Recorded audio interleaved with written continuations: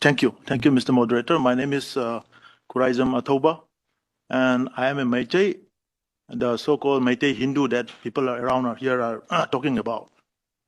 So as this is a platform of United Nations, I think everyone has a right to know the real facts and the truth that we need to address what's happening in Manipur. And I've been listening to all the panel members who have been narrating the stories, and I won't narrate on rhetorics. I will come out with facts and figures and digitally proved records and data which nobody can't manipulate in any ways.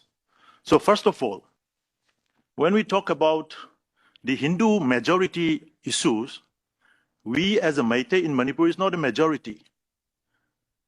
For the rest of India, it's a different case. When it comes to northeastern states of India, Meitei is not a majority anymore. We represent hardly around 8.5 lakhs population. And the Christians in Manipur is around 12 lakhs. They comprise of around more than 53-54%. Sorry, and Meitei I don't want is to interrupt you, but if you could just be as short as possible. We still have 3 minutes for the room. No, so but if you could we need to clarify the facts, because if you are narrating in the wrong context, we need to check it out. Or shall we go on with the wrong facts? We continue this debate and discussion. What's your intention then? We need to check it out. Number one, the religious card is never an issue in the Manipur violence, because Meitei never targeted Christians. Meitei also has a Christian population of around, which is 45% of what the Kuki populations are, Meitei Christians.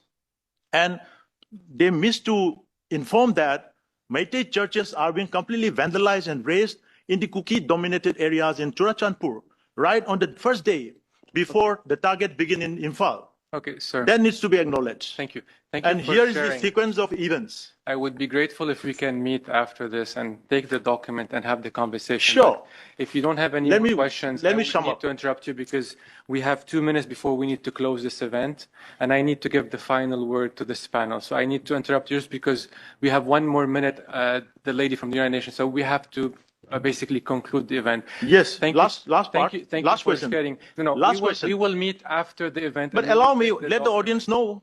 Let the audience know. Yes, why are we completely neglecting the issue of narco-terrorism? We need to have the UN Odyssey has already reported Churachandpur has become a hub of new Golden Triangle. Okay. Poppy cultivations has already. We need to have the concluding remarks from the panel and conclude. Yeah, before that we need to know the facts. That's why I'm trying to intervene. Thank you, and we would welcome this. It's just that it's completely one-sided discussion, so I don't want it. It should be neutral. We are not a one-sided discussion. Then you should have the patience to listen to me. Were presented thoroughly, and there's a lot that we can provide after this event. Thank you. Almost 19 Meitei villages. I would like now 19 Meitei villages completely 100% evicted, destroyed. Okay. Sorry. Thank you. Can you switch off the microphone, please?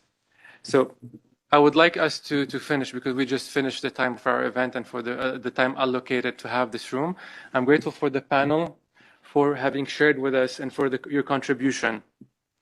I've been following personally as the World Evangelical Alliance very closely what is happening in India and Manipur and elsewhere. I'm very grateful for what you shared with us and what you provided. What our hope is that India would grow into a more democratic, inclusive society and community, where the government is supportive and protective of all the religious minorities and all the ethnic minorities and everyone in India.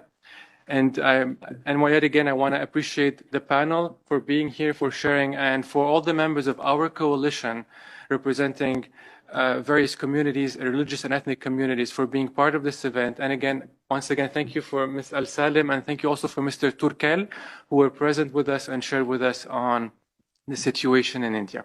Thank you so much, and until the next event.